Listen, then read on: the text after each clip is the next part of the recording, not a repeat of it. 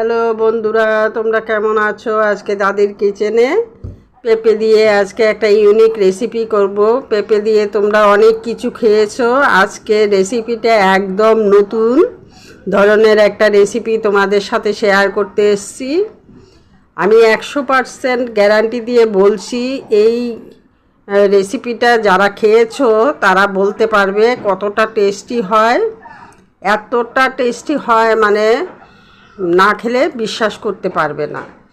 তাই তোমাদের সাথে শেয়ার করব বলে আজকে এটা নিয়ে এসেছি। আজকে পেঁপেটা দিয়ে আমি পেঁপের হালুয়া করব। পেঁপের হালুয়া কিভাবে তৈরি করছি তোমরা একটু দেখতে থাকো। আশা করব তোমাদের কাছে রেসিপিটা ভালো লাগবে। রেসিপিটা ভালো লাগলে তোমরা লাইক, শেয়ার, সাবস্ক্রাইব করে দিও। দেখো কি করে করি। তাহলে আজকের রেসিপিটা শুরু করছি। প্রথমত পেঁপেটা আমি খোসাটা ছাড়িয়ে দু টুকরো করে এবারে পরিষ্কার জলে ধুয়ে নিয়েছি। এখন একটা গ্রেটারের সাহায্যে আমি এটা গ্রেট করে নেব, তোমরা দেখতে থাকো।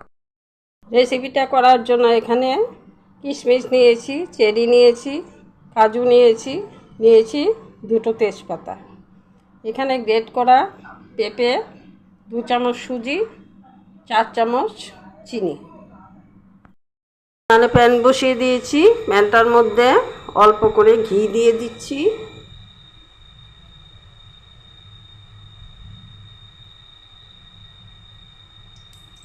দিয়ে আমি সুজিটা ভেজে নিচ্ছি।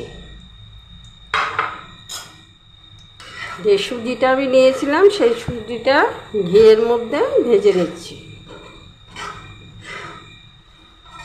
একটু লাল লাল করে ভাজবো। সুজিটা আমার ভাজা হয়ে গেছে, এখন নামিয়ে নেব। এভাবে করে ভেজে নিয়েছি। প্যানের মধ্যে ঘি দিয়ে দিচ্ছি।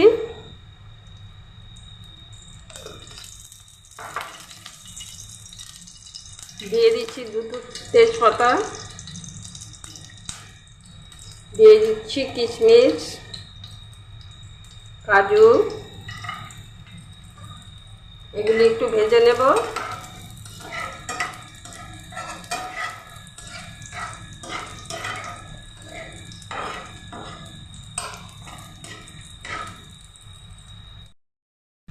কাজু আর কিশমিশগুলো আমার ভাজা হয়ে গেছে। এখন আমি পেঁপেটা দিয়ে দিচ্ছি।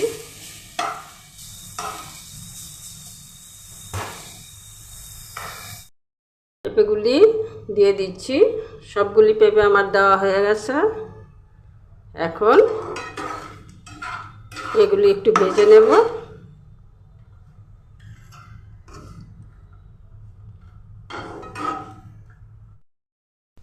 ঘিয়ের মধ্যে পেঁপেগুলি দিয়ে একটু জলটা শুকিয়ে নিতে হবে। পেঁপের মধ্যে যে জলটা আছে সেটা একটু শুকিয়ে নেব।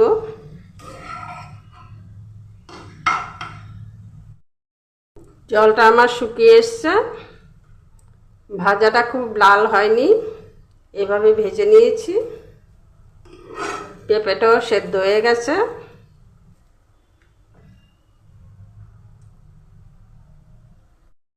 পেঁপেটা দেওয়ার আগে তোমরা উনানের স্টিমটা একদম কমিয়ে দেবে। দেওয়ার আগে উনানের স্টিমটা আমি একদম কমিয়ে দিয়েছি। এভাবে ভাজতে ভাজতে পেঁপের যে একটা ফ্লেভার আছে সেই ফ্লেভারটা চলে যাবে আর সুন্দর একটা মিষ্টি গন্ধ চলে আসবে। আস্তে আস্তে করে এইভাবে ভেজে নিতে হবে যাতে পেঁপেটা লাল না হয়ে যায়। এখানে সুজিটা আছে, ভাজা সুজিটা, সেটা আমি এখন ব্যবহার করছি।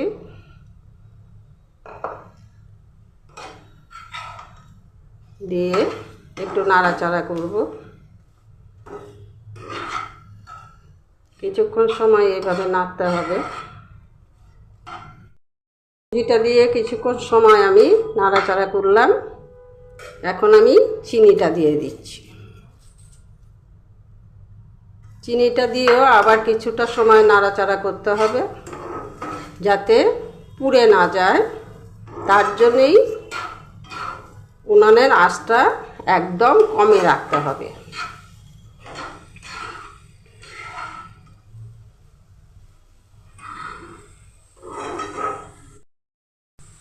এখন নাড়তে নাড়তে আমি এখানে 1 কাপ দুধ নিয়েছি, দুধটা দিয়ে দেব। আস্তে আস্তে করে দেব, অল্প অল্প করে।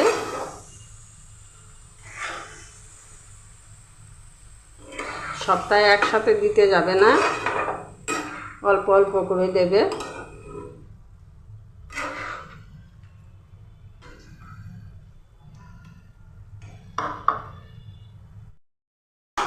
সবটা দুধ আমার দেওয়া হয়ে গেছে। এখন আমি কিছুটা সময়ের জন্য ঢেকে দেব। 1 মিনিট হয়ে গেছে। 1 মিনিট পর আমি ঢাকনাটা তুলে দিচ্ছি। এখানে কিছুটা এলাচ গুঁড়ো আছে, এলাচ আমি থেতো করে নিয়েছি, এটা দিয়ে দিচ্ছি। দিয়ে কিছুটা নেড়ে দিচ্ছি।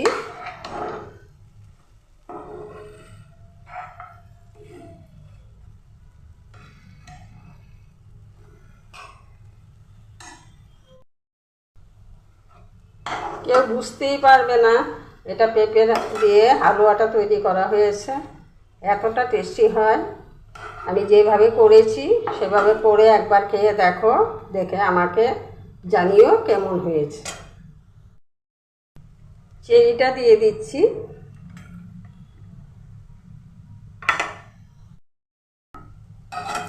তোমাদের কাছে কেশর থাকলে কেশর দিতে পারো, আর না হয় চেরি ব্যবহার করতে পারো, দুটোই দেয়া যায়।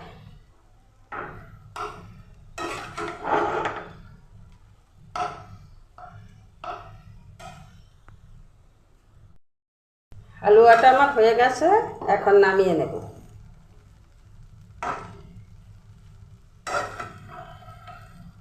দেখো কতটা সুন্দর হয়েছে। একবার তোমরা এইভাবে বানিয়ে খেয়ে আমাকে জানাবে কেমন হয়েছে। রেসিপিটা এখানেই শেষ করছি। তোমরা ভালো থেকো, সুস্থ থাকো।